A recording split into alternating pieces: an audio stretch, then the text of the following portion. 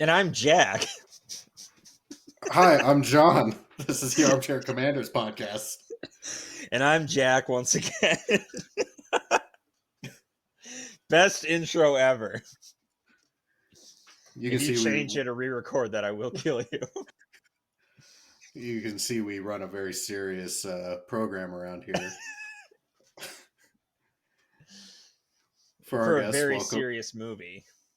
I know. For our returning guests, welcome back. For our new guests, I don't know Hex why you're yeah. still Hex. Yeah, I don't know why you're still listening to us. So this week, as you might have ascertained by the fancy little logo art that we have up, we are reviewing the 2010 DC Comics film Jonah Hex. And Excuse you, we're reviewing the 2010 American classic, Jonah that's right. Hex. Hex, yeah. Hex yeah. So I have to start off with, and I told this story our last episode, but Jonah Hex is one of my favorite comic book characters. So much so, I have a large collection of Jonah Hex comics, including All Star Western number 10, which is the first appearance of Jonah Hex. Ooh. Um, yeah, don't ask me how much that cost me. It was too damn much.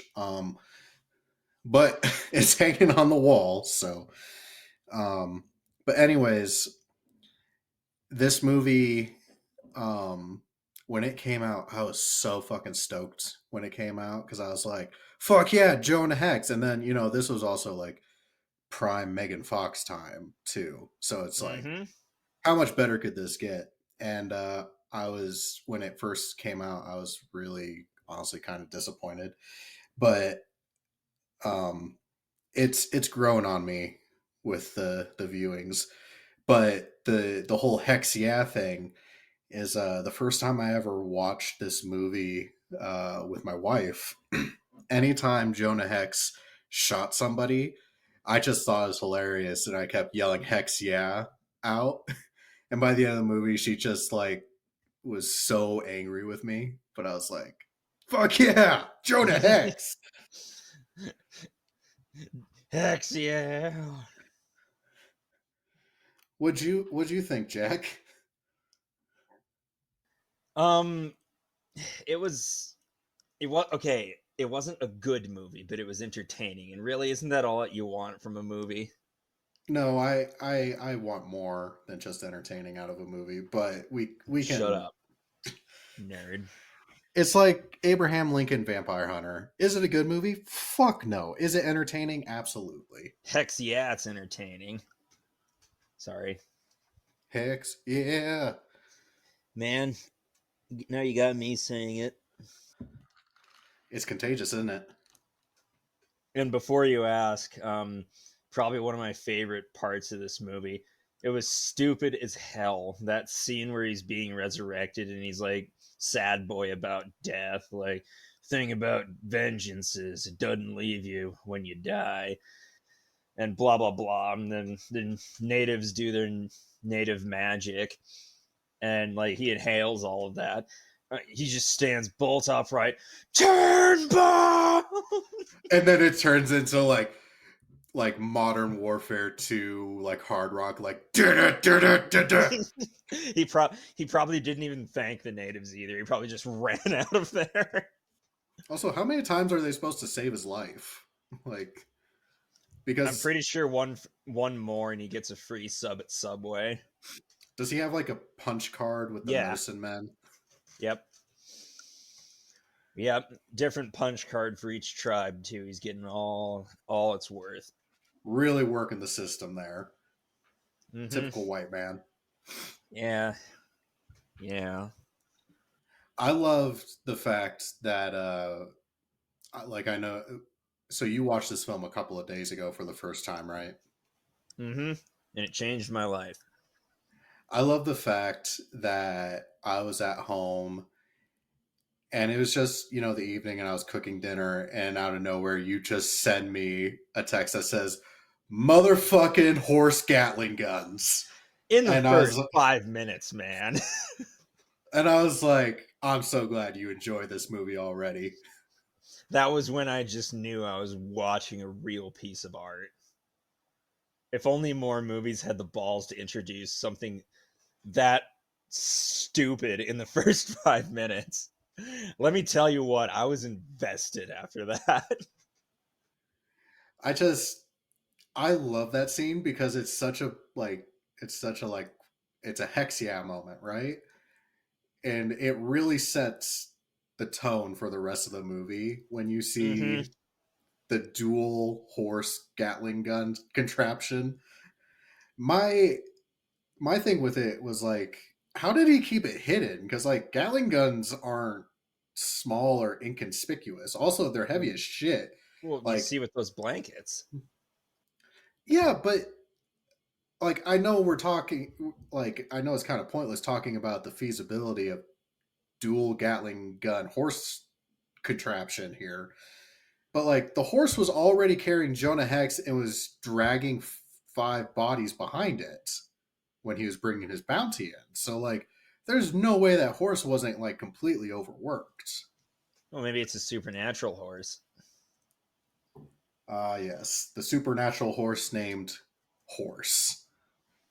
Well, let's hear your idea for a name then. I don't know. See, you don't got one, huh?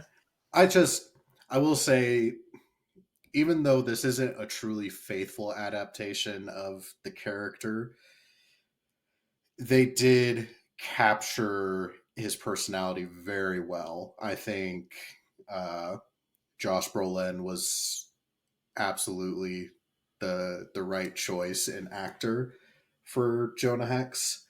And I think the dialogue that they gave Jonah Hex in this film was like A1, like in capturing his like snarky personality. I love that like near the end of the film where the kid's like, "What's the horse's name?" Horse. I mean, that's a pretty good name for a horse, if I do say so myself. It is. It's as good. What did you name your cat? Huh? What did you name your cat, or was it a dog? Like, Bro, I've had didn't a you lot of name? Well, I was going to say, didn't you have a cat that you literally just gave the Lakota name for cat for? Igmu. Yeah, Yeah. but we often call her Kitten or Kitchen. So God with damn it, her, cat! so she knows not to be on the kitchen counter, right? Right. And we've told her this many times, but she defies our orders.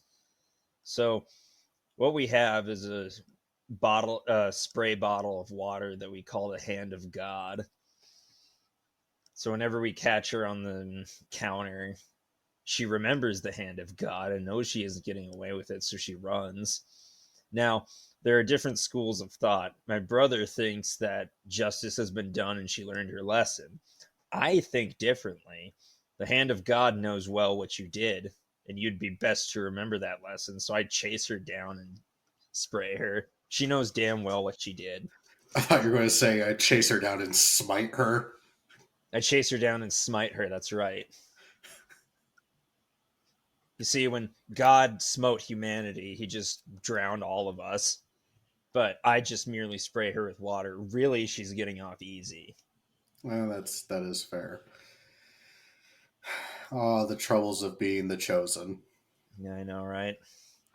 It's That hard educating the masses. reminds me of the time that like our cat Boo also Boo. was big on jumping up onto the counters, and so we read this thing on the internet that was like, oh, if you put down a bunch of tinfoil on your counters for a couple of days, like cats really hate the texture and the sound of the crinkle, whatever. They don't like tinfoil, and that's supposed to break them of the habit. So I shit you not, our kitchen looked like it was that one scene from SpongeBob where everything was fucking chrome. Like, Everything's chrome in the future. right. And we covered everything in fucking tinfoil. And literally the next day, like I get home and Boo's just sitting at the counter and he like looks up at me and just blinks. And that's when I sent you that picture of him, and your only response was "Boo knows no master." He doesn't. No, fucking contemptuous piece of shit. Anyways, Jonah Hex. How did going back to the dual fucking horse Gatling guns? What did you think of our opening scene? I only got 2 words. Hex, yeah. Like literally when I saw the horse Gatling guns come out, I literally yelled, "Oh fuck yeah!" because I knew this was that kind of movie. I thought it was still like a really good like shootout scene, like even without the Gatling guns. Especially when he's like shooting at the guy that's in the like bell tower. Yeah. Also, the other part of the scene, which sets a precedent for the rest of the movie, is like, why is it that every time Jonah Hex leaves a town, it fucking bursts into flames behind him? I I really don't think he needed to set that fire either. I think he got his Oh, message point with killing everybody, and I don't think he had the power to name that fat dude sheriff. But here we are. To be fair, though, if a guy with a half burned face comes to my town, kills the entire corrupt police department, and like straps a badge to my chest and lights a meaningless fire and walks away, I think I'd do what he says. or maybe just move to a new town. But I'm not going to say no to the new sheriff's paycheck, which is probably more than I'm making as a dirt farmer or whatever they did in the Old West. Actually, fun fact: being like an old west sheriff was seen more as like a civil duty. Like it wasn't something you got a regular paycheck from. It was like you kind of did it out of the like goodness of your soul. That's like when you see like the movie Tombstone and Wyatt Earp first comes into town. He like sets up business as like a card dealer. Um, Now, mind you, like old west sheriffs, like they used to have like even actual law enforcement had like a bounty system, whereas like you know anybody like say if you were a U.S. Marshal and you found a guy that had a bounty on his head, you got that bounty. Um, but yeah, like typically your local law enforcement was not doing it for a paycheck at that time. Ah, yeah, you had to shake down the peasants, That's right. keep them in line. Check that piece at the door. Hmm. I was very disappointed that Big Iron on Your Hip wasn't played during this movie. Was an Arizona Ranger, didn't say you. Nah, New Vegas. Except New Vegas wasn't my introduction to that song. I specifically remember where I was when I first heard about that song. It was in 4th grade, and a classmate of, no, it wasn't even in 4th grade. It was earlier than that. I think it was like 3rd grade, whatever. Point is, a classmate of mine named Wyatt told me about this song that he really likes called Big Iron, and he gave me the entire plot synopsis over recess one day. I'm like, wow, that sounds like a hardcore song. And then Was it? years later, it was in New Vegas. It's a fun song. I don't know if it's necessarily like a hard song, but I don't know, Justice is pretty hard. He kills Texas Red with a bullet fairly ripped. Also, how old were you when you realized that the reason why gunfighters held their standoffs at noon is so the sun wouldn't be in either of their eyes, so they'd have a fair, even playing field? I was 29. Well, back in the Old West, gunfighters used to That's a clever way of me saying fucking today. have. I didn't realize that until I was in my 20s. Early 20s, but 20s nonetheless. I like You read know that what? and I was like, oh, that makes sense. You know what this movie made me want to do is did you ever watch the History Channel show Wild West Tech? Oh, dude, I love that show. That was like one of my favorite old school History Channel shows. Yeah, before they were like the Reality fucking TV show trash. yeah, pre Ancient Aliens. Um Man, it's crazy that I'm using that as a metric of time, Yeah, but right. Holy um crap. back when like if you woke up at 3 a.m. and turned on the TV, like like that was as action packed as TV really got. Good old Keith Carradine, or was it David David Carradine? Carradine. Ah, yes. And before, the whole choking himself thing. But this was like, Our, I God want to rest his say, soul. yeah, God rest his soul. In nomine Pateri Filii Spiritus Sancti. But I want to say this is prime David Carradine, but however, I didn't watch a lot of his movies. Fun fact, he also voiced Junichiro in King of the Hill. Hmm. I was not aware of that. Oh man, he was great in Wild West Tech. I never liked the other host that he replaced. I really appreciated this film's kind of like I don't want to say like steampunk, but like the Weird. introduction. Yeah, weird. Like So the it's a name, weird west. I was gonna say that's the name of this genre is Weird West. Not well, I guess Wild Wild West kind of qualifies with this weird science, but Is Wild Wild West a war movie? yes, I think so. I think Wild yeah, Wild because it's West about is a general wanting to get revenge on America for forcing the Confederates to surrender. yeah. It's a former Confederate trying to start a new war. With So a spider, giant mechanical spider, as you do. as one does. Um, I guess speaking on whether things are war movies, I know we had decided last time that we were leaning that this was a war movie, but after actually seeing it now, what do you think? Do you think Jonah Hex actually lands in the war movie camp? Yes,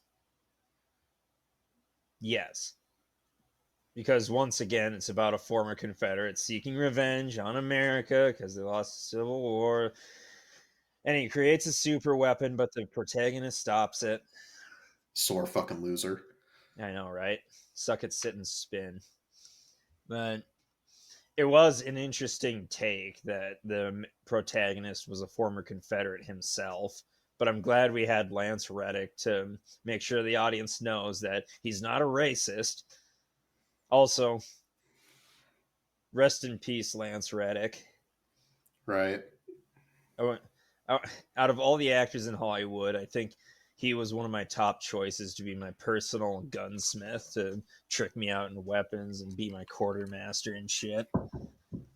He was like unironically my favorite actor in the John Wick trilogy. Well, John Wick movies. Quadrilogy. You know what Aren't I they meant. make aren't they making a fifth one now? Probably, yeah. I still haven't seen the fourth, but I liked the first three. See, this is one of the things that like because you mentioned, obviously without him, like we don't have anybody to tell us like, oh, Jonah Hex isn't a racist. Like he I can't remember where he's said anything explicitly racist. That doesn't mean it hasn't happened. But like the OG Jonah Hex comics had a shitload of racist things in it. Um As 70s comics do. as 70s comics do, especially 70s comics where the main character is a former Confederate. Um but the thing is that like I really am glad that we got around to this because I wanted to talk about this because obviously something that we've talked about quite a bit in the past on this show is, you know, like lost cause mythology and you know, the like heritage not hate bullshit. And um you know, for those who have listened here, like it we've made our points very clear that like we're like slavery's bad, Confederates were fucking wrong. Like it's not a debate point for us. um the thing that I find interesting is that Jonah Hex, he wears a Confederate uniform. He A part of his storyline is having been in the Confederate Army, and yet he's not faced the same kind of like calls for canceling that like statues have, or like, you know, the Dukes of Hazard with the, you know, the General Lee Charger and stuff like that. um he like Jonah Hex as a character is honestly kind of flown under the radar, and I think that especially holds up even today because the most recent Jonah Hex that I recall was right around the time this movie came out. They did a revamp on the comic book series also, back when DC did their like new 52 lineup. I remember that. So Jonah Hex was one of the characters that they redid with the new 52 lineup. And they it was a substantial run for him too, cuz like there was other new 52 uh books and characters that only got like a half dozen or a dozen uh comic run, but he had like I want to say like 50 or 60 comic books. Like it was a solid run. Um And I think the reason for that is because anybody who's actually like examined the character of Jonah Hex and like read the comic books and stuff like that, or has seen any of the previous like animated films about him, um, like yeah, he was in the Confederate Army and he still wears the Confederate uniform, but it's a well-known character trait of his that, you know, he's always an outcast. Like every place he goes, every group he gets associated with, always like his life is literally the Lemony Snicket series of unfortunate events.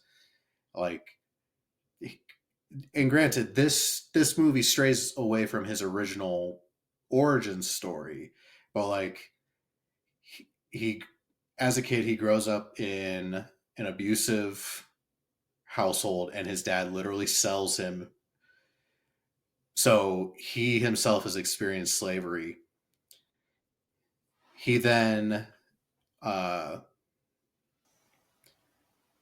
I forget what tribe it is, but he lives with a Native American tribe in the Southwest. Apaches. Uh, right. And at some point decides to join the Confederate Army because he's like fuck authority kind of deal, you know, Hmm. like lots of young men are. But then he's like, it's like a canon thing that when Lincoln comes out with the Emancipation Proclamation, he's like, "Oh shit, I actually am fighting for the wrong thing," and so he becomes a traitor to the Confederates. But then, like when he becomes a traitor to the Confederates, like all of his friends die, and he's like, "Well, fuck, I didn't mean to kill all my friends." Like, um, so he ends up running from the whole Civil War situation, goes back to his tribe, like falls in love with a girl from the tribe that had raised him or he had been sold into, um, and basically has like a duel of honor with another person in this tribe who also likes this girl, and basically uh, Jonah gets accused of cheating and gets his fucking face disfigured because of it, as opposed to Turnbull doing it. Turnbull. But literally every step of this guy's life always turns out either hurting him or hurting someone else, even if he's trying to do the right thing.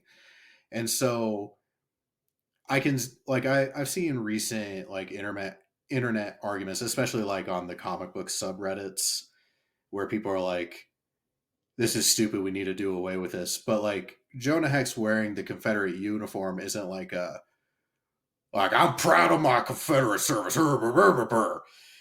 It's he literally wears it as like a badge of shame. He Mm-hmm. wears the he wears the Confederate uniform. He wears the scar on his face. Like everything that he portrays is meant to shove people away as a like I am not a good person. I'm not trying to pretend to be a good person. Like I don't want you to expect anything of me. And that's what makes him a great character is that despite the fact that he pushes people away and like has this fucked up past, he still ultimately tries to do the right thing in the end. Thank you for coming to my TED Talk. Yay! Yay! I don't know. Like, what did you think? What do you think about the whole like Confederate uniform thing? Badge of shame is a good way to describe it. Man, I like the slate gray color. It was a sharp uniform. Man, why do all the bad empires throughout history always dress the snappiest? Not to mention he has that like duster cover thing going on, Mm-hmm. which is always a that badass look.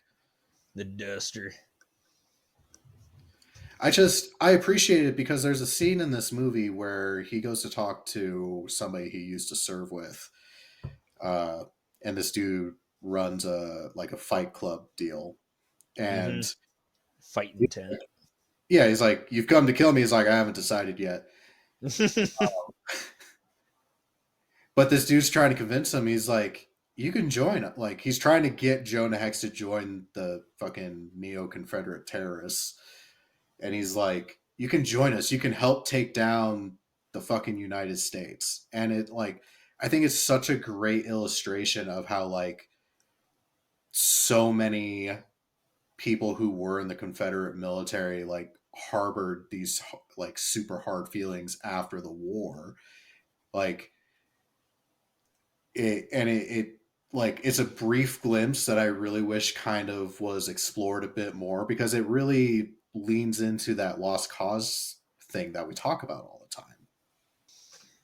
Yeah, it always comes back to the Confederates, doesn't it?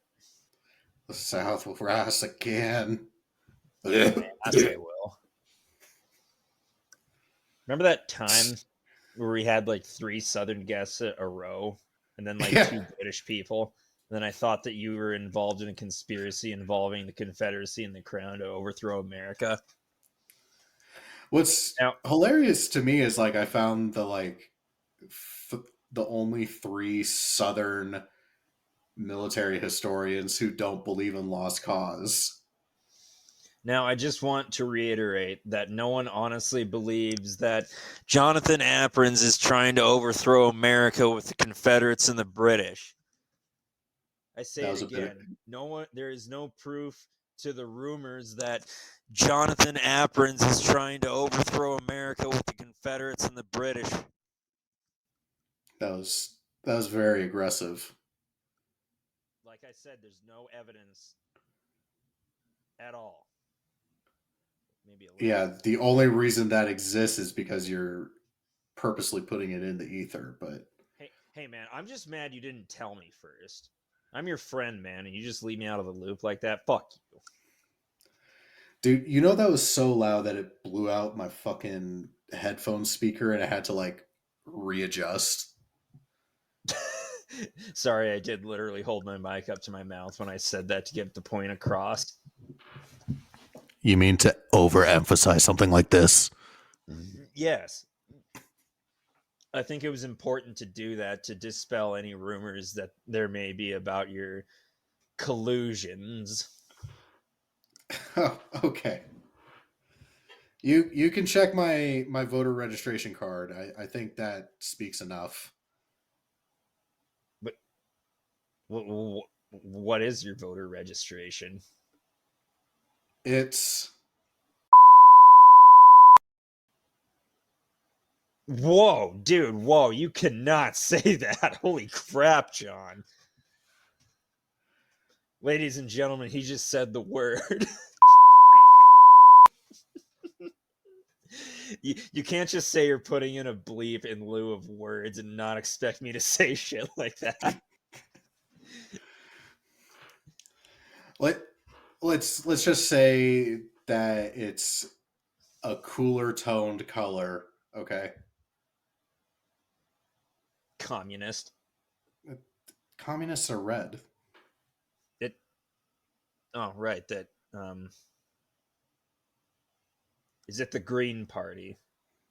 No, no, it's not the Green Party. Shit. Although I have often thought about switching my registration to the Bull Moose Party. Hell yeah. Believe it or not, that there actually is a modern Bull Moose Party, and they're pretty they're pretty centerline. Like I find myself to be a center to left leaning kind of individual, but it just depends on what particular issue we're talking about. Anyways, I don't want to talk about my politics because I don't want to alienate our like six of our viewers. Although I can't imagine that that's a surprise given our previous episodes, like which side I lean to. What about you? You strike me as a Whig Party member. Absolutely not, good sir. I'll have you know I'm registered and independent. You're a registered Federalist. No, fuck you. You know what I said. I'm going to bleep that out too, just so nobody fucking knows. Fair enough. Voting records are confidential, and so shall we be. Voter registration, however. Yeah, voter registration. That's a different thing. All right, enough about politics. Let's talk about destroying the Capitol. So, Now let's talk about destroying the Capitol. And it was really interesting how the weapon of mass destruction worked in this. Like it was like it was a like a two-phase device. I thought they were going for the whole oh this cannonball is made of supernatural materials and it makes a really really big boom. No, it just starts a chain reaction of explosions founded by the other cannonballs, which no idea what they're made of. What are they made of? Fuck you, that's what they're made of. We don't need to explain everything. This is the Weird West. You can't even if you told people science things, they wouldn't get it. Yeah, right? Just you could have told me it was like a demon's soul in that glowing cannonball, and I just would have said, all right, whatever. No, it's a nation killer. I love the fact that I loved I both loved, but I was also disappointed that they literally had copy pasted the images of the monitor and the Merrimack for that scene. And I was like, Ironclad battle, fuck yeah! And then the Neo Confederate Ironclad just blew up the fucking monitor. And I'm like, aw. Aw. Oh, god damn it.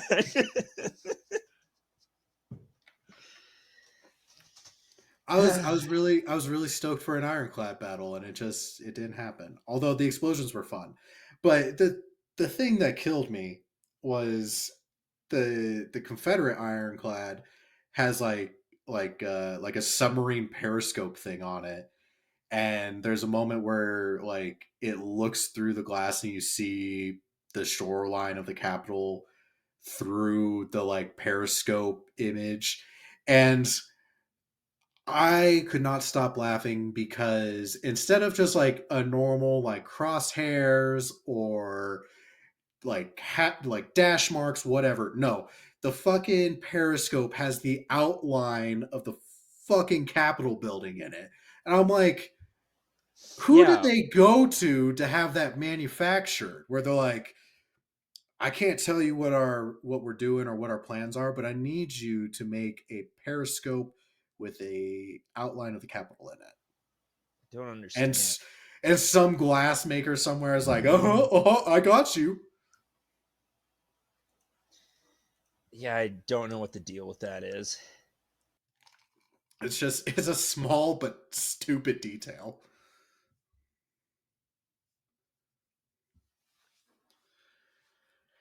Oh, Yeah, I just don't get it. what did you think of? There's absolutely no segue to this at all, but um, what did you think about Megan Fox's addition or performance in this film? Hmm. I wonder how she got this role. Of Because she's a terrific actress. That's why. course. Has nothing to do with Transformers or anything like that. Nope. Not at all. Not at all. I I love the fact that when they were like casting this movie, and very obviously when they're writing it, they're like, "How do we get more people to see this movie?" I got it, Megan Fox. What is she supposed to do in this movie? Fuck you. That's what she's supposed to do. Like she's Yeah, there. that's what. Now pay us money, damn it. Megan Fox in a skimpy outfit automatically sell seats. Mm-hmm. And like, here's the thing: I don't even oppose her character or like her first scene. Like, I think it like the first scene illustrates that very well, and it gave Jonah Hex the opportunity to do his exposition, where he's like, "Anybody who gets close to me gets hurt," and it shows like a human side to him, and you know, it shows like even though he's got this gross ass face, he's got this attractive person pining after him, and he's like, "Nah." Yeah, he kills dudes. He bangs Megan Fox. He's literally you. If you weren't a bitch. That's what it was yelling at me. I like to imagine that Spike TV was an angel investor in this film, but But I digress. The thing that bugged me was like, I don't mind that she was in the film. I don't mind her character, and there's some good scenes with her. but But the fact that they made her integral to like the ending of this film, I'm like, this is fucking stupid. Like, why? Because we have this whole little arc where Turnbull is like, go find something he loves. And so she gets kidnapped. But Jonah Hex doesn't know that she got kidnapped. He doesn't know that until he's already starting his assault on the fucking ironclad. And Turnbull's like, I hear you don't have a heart. Da da da da da da. And then like shows like, I'm holding your girlfriend hostage. yeah, wasn't it Mick Oyerish that rubs that in his face? I got your girlfriend. Then he fucking jams his head into a propeller. Right. Hex, yeah. Um, but literally Megan Fox in that end fight scene is literally just plot hole, like filler. It's like, oh, he got captured. How is he going to get out of these handcuffs? Fuck you, Megan Fox is there and she knows how to get out of handcuffs. Don't Yeah, question it. I don't need your damn explanations. It's just wholly unnecessary. Wholly unnecessary. Wholly unnecessary, Batman. What was I going to say? I will say though, my favorite line in this entire film is because of Megan Fox though, and it's when the U.S. Army like so Jonah Hex and Megan Fox just have got done with their like romp in 1800s gross clothes, I just have to imagine that those, like, why is everybody in the mid, or not the Midwest, the Wild West, fucking perpetually sweaty? Like, I get there's not air conditioning, but Jesus Christ. To show you how harsh it was back then. Whatever. Anyways, he's in the middle of his speech. Is like, she's like, they're coming after you. We could run away together. He's like, nothing good ever happens to anybody that gets close to me. And then the fucking door breaks open, and it's a bunch of U.S. Army guys. They're like, Jonah Hex, you're being enlisted. And his immediate like statement is like, Jesus Christ, woman, how many guys you seeing every day? Ha! I was like, classic Hex. That's our Jonah.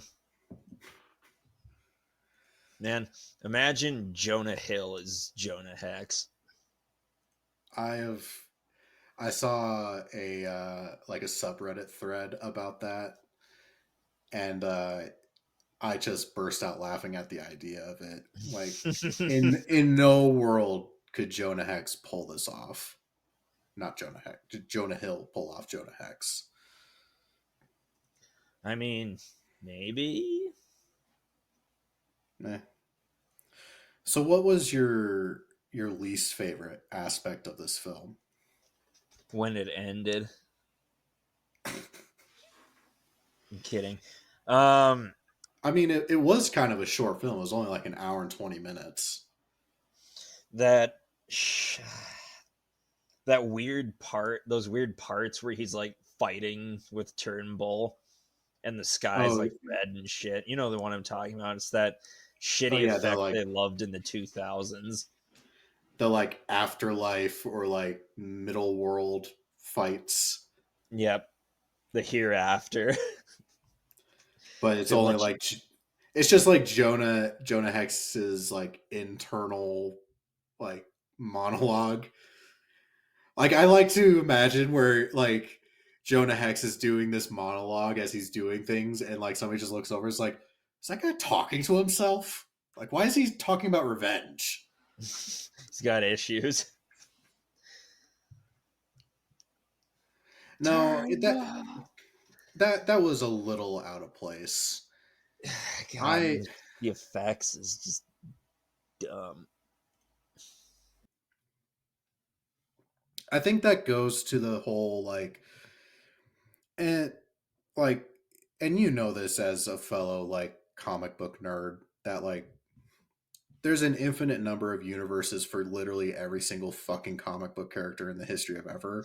And Yeah, like there's a variant of Batman that hunts down Jack the Ripper, you know? And yep. he Gotham was, by Gaslight.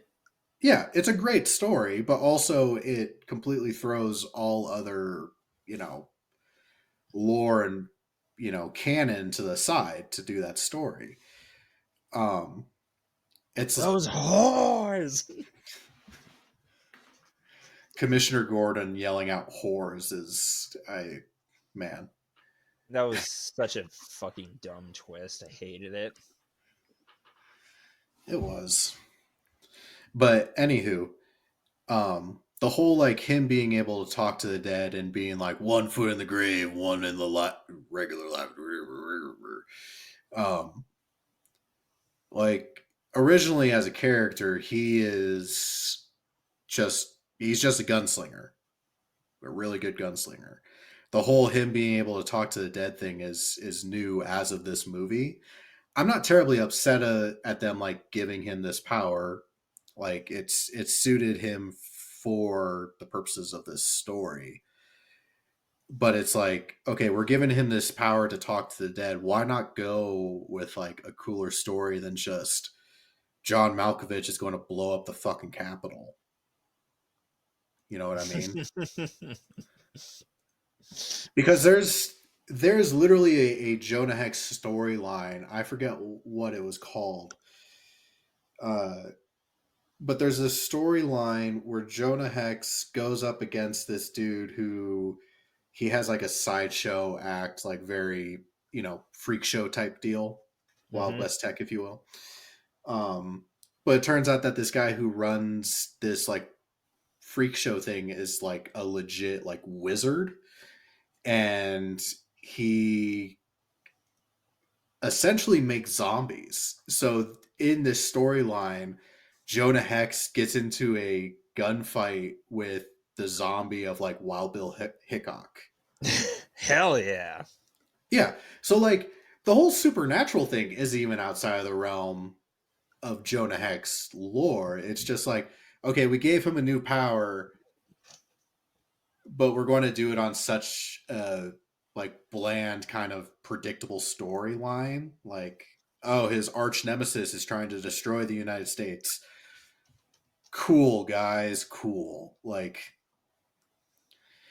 it it very much exhibits DC's problem where it's like if they're doing anything other than Batman, they just fucking can't get it right. Yeah. Although I did like Wonder Woman. Do you think Wonder Woman is a war movie? Yes. I It mean, literally takes place during World War One. yeah, Yeah. yeah, yeah. I I have a just looser, and besides, I have a looser interpretation of war movies than you do. I don't know why you keep asking me. I don't. I'm trying to find the one time you don't think something's a war movie. There was one time I didn't. I just can't remember what it was. And I even then I think you were trying to be obtuse to me. What did you say to me? What the fuck did you call me? No, like you're being intentionally difficult. Like trying to give me a taste of my own medicine. Air Bud is a war movie. I mean, he struggles against the norm of human sports. I saw this funny meme the other day where it's like, it was just like a TikTok, and it's this dude who's like he has a camera facing him. He's sitting in the driver's seat of his car, and he's just like death gripping the steering wheel. And the caption is like, "You're driving your kid home after he just lost a basketball tournament to a golden retriever." I But mean, sports in and of itself is just formalized conflict. Is it not? man, that's fucking deep. I just pulled that out of the black of my ass too. So You I have know no that idea. it. You know what else is really deep? Our a word from our sponsor, Brought to you by Raid. No, Raid Shadow Legends. we still don't have a sponsor, and I don't know why I we mean, Raid don't. Shadow Legends. I'd love for them to sponsor us if they pay us them YouTuber dollars. I know. Maybe if we could break 100 YouTube subscribers, we could start talking about it. That's the cutoff for Raid Shadow Legends money, right? It's 100 Is it? subscribers. I don't Surely you know. didn't just pull that number out of nowhere. No, like to get monetized on YouTube, you need to have 1,000 subscribers. So I'm sure that probably plays a. But I digress. No, we're getting there. Speak, Speaking of non-sponsors, what are you drinking tonight? I am drinking brisk fruit punch with nothing in it. Classic. Surprised you're not drinking a cool and refreshing lemonade. I love that little Well, contraption Turnbull had for making lemonade, where he was like that was pouring absinthe. lemonade. Oh, was it? Because that's how Oh, you drink absinthe, is you run it through that thingy. oh, shows you how fucking Or adult hell, I am. maybe he's just that pretentious. That's how he mixes his lemonade. Neither one would surprise me. I would mix my lemonade that way. That looks fun with over a little sugar spoon. Yeah, correct me if I'm wrong, dear listeners, but I thought it was absinthe. Of course, I've never drank absinthe that way. I always just straight from the bottle it. I have never once had absinthe. It's kind of like black licorice. And no, it doesn't get you high. It just relaxes you. Well, I imagine like OG absinthe is much different than. No, no, I've had it with wormwood and it's not hallucinogenic. You'd have to drink a ton of it for it to be even remotely hallucinogenic, and by then you'd probably die of alcohol poisoning. But it does make you feel good, which is why I like it. Just haven't been able to get my hands on it recently. In fact, I don't even know if that ban is still up or not. But you know what? When I'm off the wagon again, I'll make sure to ask the liquor store. Oh, fair enough. I'm double fisting it tonight. Starting off with Jonah Hex's favorite drink, Mountain Dew Baja Blast Zero. Hell Do yeah, the do. I got a bottle with me too. Do the do. Nothing says Wild West like Baja Blast. See, we Yeah, I could have like. sponsors. Look how great of a placement that was. So one of my favorite parts of the movie is when that guy was dying on the ground, and then Jonah Hex comes up to him and says, "Taste the Baja Blast," and then blasted his brains out. It was, and then It's there's, but then again, there was that really long scene where he drinks an entire bottle of Baja Blast and then says, "That's good stuff," and holds it up to the camera. That was a as bit on the nose. Baja Blast comes trickling out of his side face hole. I was gonna say, you think he'd learn how to drink with that hole in the side of his head Do you by think him now. and Megan Fox ever did anything freaky with his mouth hole? Oh, absolutely. That's like second date shit too. We made it to shortstop. Like, the first night, you're just getting to know each other. Things are pretty awkward. The second night's when you really ease into that kind of thing. Right. So my other drink that I have here is I have in my little University of South Dakota shot glass, established Ooh. 1860, established 1862. Even though that's not the actual year the college started, um, I have some High West bourbon because I figured that's what Jonah Hex would approve. Oh, absolutely. Mm. Mm. High West makes my insides warm. Give us dollars, please. Code Armchair. Code Armchair for a I swear. 1% off discount on War Thunder. For 5,000 silver lions and one tier 10 battleship. Oh yeah, and the special explodey cannonballs as seen in Jonah Hex. Ooh, we could actually work out a deal with World of Warships. Code Yeah, Armchair, man. get the USS Monitor. Die immediately. It's a level -4 tier ship. What about that shit tier submarine the Confederates threw together that was powered by fucking bicycle chains and then they drowned immediately? Maybe that could be our unlockable. The Hunley. Yeah, the Hunley.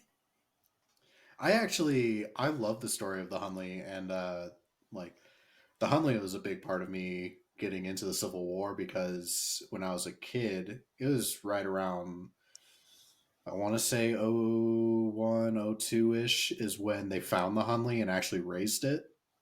So it was like a big news story. So that played a part in me getting into the Civil War. Which, fun fact, there is a Hunley movie. So someday we can check that out. Hell yeah, dog. Put it on the list. Or If is it ever there already on was, the list? I can't wait for Jonah Hex 2, where Hex. Hex Harder. Um, Followed by and I, Jonah Hex 3, the hexing. I really want him to, like, okay, we have the ironclads, so now we need to get him into like a submarine. Yeah, dude. Maybe an air balloon for Jonah Hex 3.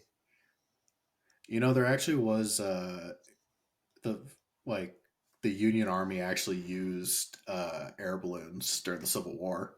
Cool. I would love to see that though, just like him having a gunfight with another dude in an air balloon. I remember reading about in the good old days when dueling was a thing.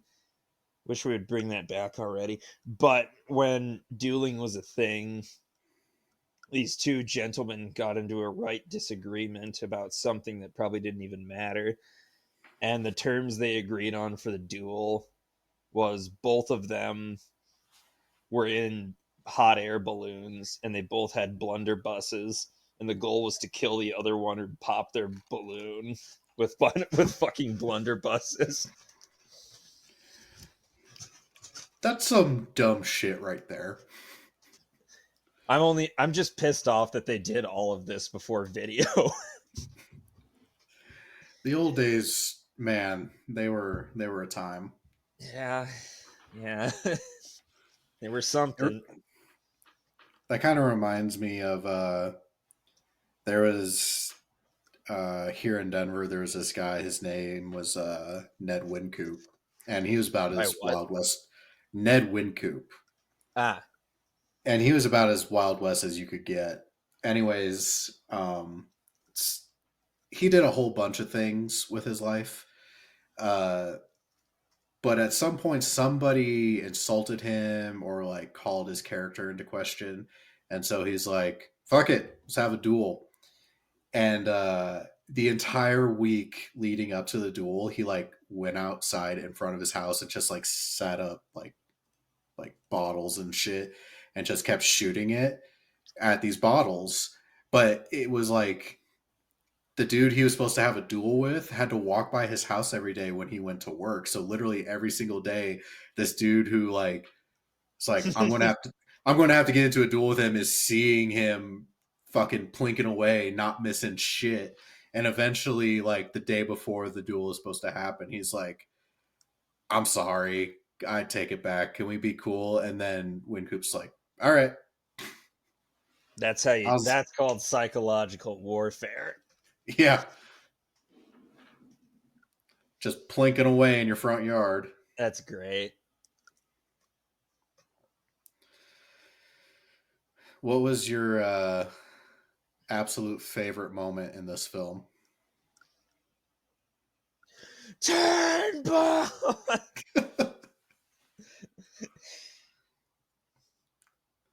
Yeah, he put like Josh Brolin did stellar in this movie. Like I could tell he knew this movie was going to be a turkey, but I'll be goddamned if he didn't put his heart and soul into this part. That's the thing that frustrates me is like Josh Brolin, he gave a lot as far as performance goes in this film, but like you could see he cared about his character. And there's been multiple interviews since then, but he hates this film, and not even because like yeah, obviously it didn't turn out that great, but he hates it because he's like this film could have been so much better. Mm-hmm. And he has made the statement, he's like this movie had a $50 million budget, and he's like if I was given $5 million I could make this same movie and make it like 100 times better. And who are um we to disagree? I wouldn't disagree with that. I would love to see Josh Brolin reclaim his role as Jonah Hex, and I would love for Megan Fox not to come anywhere near this fucking movie again. um Especially ever since she got real weird with dating Machine Gun Kelly. Yeah, that hmm. Lot to unpack there. Yeah, listeners, if you're not familiar or haven't kept up with Megan Fox in the last decade, there's a reason for that. Um, so you can do your own little internet searching there. Anywho, the fuck was I going to say? Oh, the director of this film. Do you know what else he did? What? Horton Hears a Who. Wow. Two bangers. Well, it says a lot because the director of this film, he hasn't done a live action film since Jonah Hex. So it was very much he's stuck to the world of animation since then. And it's like, imagine if we got somebody like Zack Snyder or something to do Jonah Hex. Be a lot more slow mo shots for sure, but So many Jesus allegories. it just It's in 3D, and you have a tomahawk coming out of the screen directly at you.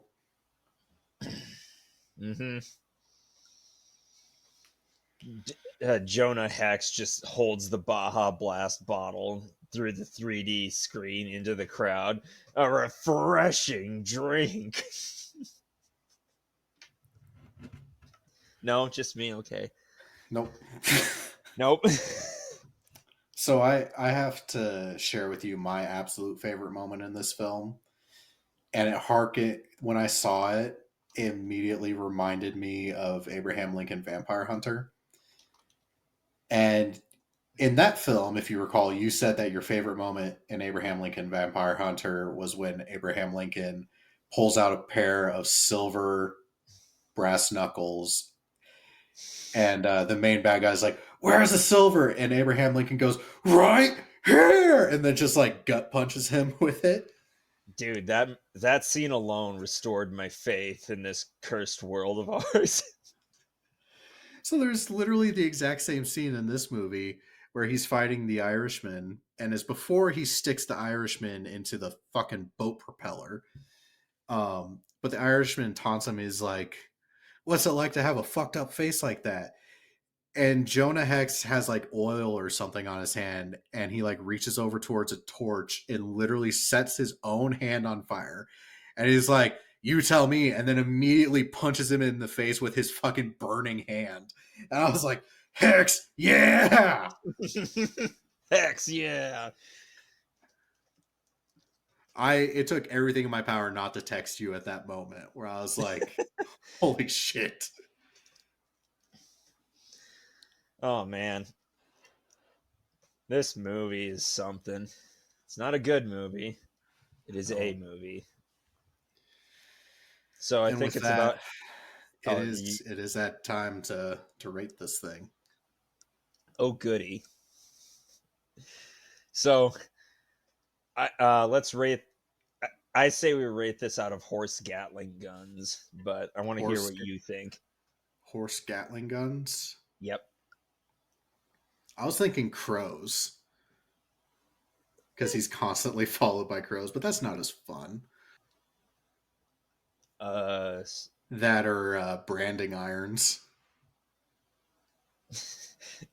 QT branding irons. You know what? No, let's do machine gun or horse Gatling guns. There we One to go. five. 1 to 5 horse Gatling guns. So as a movie, probably 1.5 horse Gatling guns. As a Jonah Hex, yeah, movie, 5 out of 5 Gatling guns. All right. I will not. I will not Well, justify this because it justifies itself, in my opinion. all right. All right. I I have such mixed emotions. I love this character. He's one of my favorite comic book characters. The movie isn't good. It's very predictable. It's a very A B C D plot line. Like it's not that original, but it's so fucking fun, and it you know it is an action film, and I enjoy it. This is a film I'm definitely going to be watching again in the future, not because it's good, but because I enjoy it. You know, it's our pork chop film metric, which is I'm going to it's going to be on a night that Miranda has to work or she's out of town. But when it happens, I'm going to throw this movie up on the TV and I'm going to cook myself a giant ass steak and have a glass of whiskey. And I'm going to love every fucking minute of this film. Fucking A. So I agree with you. I think this is one whole Gatling gun, and then the second Gatling gun was like ill maintained, so it's like rusted and falling apart. And it's like Mm-hmm. the next round that goes through is going to fucking blow it up. That's my rating of this film as a film. My rating of a I'm going to have a great dinner and fucking eat some steak and live in my 2000s stupid boy movie world. It is Mm-hmm. a 12 out of 5 horse Gatling gun. uh, Let's hear what Rotten Tomatoes has to say. I already know. Didn't this movie win a couple of Razzies? I mean, probably. I think I remember um like worst personality went to Megan Fox or something like that. So the tomometer is 12%, and the audience score is 20%. I think these are the lowest scores we've ever seen on this show. I think you're right. I think it is probably the lowest score we've ever gotten from Rotten Tomatoes. Yeah, I'm with the audience on this one, but I'll be goddamned if this movie isn't Hex. Yeah. 5 out of 5 Hex yes. Well, that's all I got for this movie. That's fair. Also, it did get a Razzie for worst couple. Okay, so Jack, guess what our next film's going to be? It better not be what I think it is. U571, It absolutely is. son of a bitch. I am so excited. I'm not. This is also one of those like it's not a good movie, but I enjoy it. So Man, I didn't even really enjoy it when I saw it in history class. wait, you saw this in history class? Yeah, didn't you? What kind of fucking history teacher did you have where he showed fucking U571? Oh man, I would love to tell you about Mr. Becker's history class, but you'll have to wait for our next episode. Fair enough. This episode request comes at the request of a guest that we are having join us. It is History X channel from YouTube.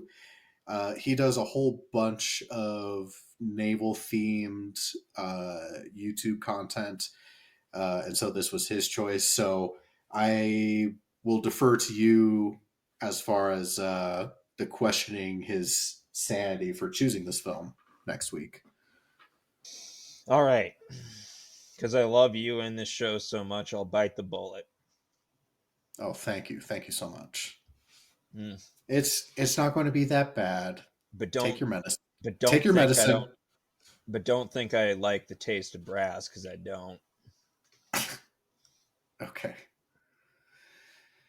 Do you have Do you have anything else? No. Fucking, Are you mad because it's U571? Yeah. I mean, of submarine movies, I feel like it's near. It was going to come. It's going to come around. Man, like Let's as get as get it done. Let's get it all done and right. over with, Yeah, you're right. You're right. You know, the best way out's usually through. right? Okay. And then after that, it'll be your movie pick, and you can torture me with whatever you want, as long as it's a war movie. I think we already did a movie you hated. What, you gotta be more specific than that. Oh, come on. Like, it was a movie I picked that you really didn't like. Okay, Maybe be Star more Trek? specific. Yes, Star Trek. This is Star. Revenge for Star Trek, isn't it? This is not revenge for Star Trek because our guest picked it. Oh, right. Or unless you paid him to. With what money? We don't have a sponsor. Oh, right. Shit. I don't know. Maybe you promised him I don't know. Whatever. I'll get to the bottom of this next week. Okay. Inspector Well, if you Jack is on the case. this week the Harley Boys investigate. The case of the paid guest. I mean, at least it wasn't gods and generals. Oh yeah. Why do I feel like that's if we have the guys from the Civil Weird podcast back, I have a feeling they might choose that. But they also seem kind of stoked on doing a Custer film with us at some point. Yeah. But But I've got nothing else. I digress. If you enjoyed this episode, please leave a review. The stars do matter. If you would like additional content from us, you can find us on Instagram and Facebook at the Armchair Commanders Podcast. We also have a Discord under the same name where we do some live watch events. I'm sure if you keep a tab on that this week, Jack will lovingly prepare a viewing session of U571. Yeah, sure. We also have a YouTube channel. It is called the History Apprentice channel. It's my own personal YouTube account where I post episodes of this as well as other history content that I fiddle around with. If anybody has a particular guest that they would like to hear us chat with about a film, or if they have a film suggestion themselves, please feel free to send us a message. We're always looking for suggestions. Until next week, I've been John, and we will catch you later. Hex, yeah.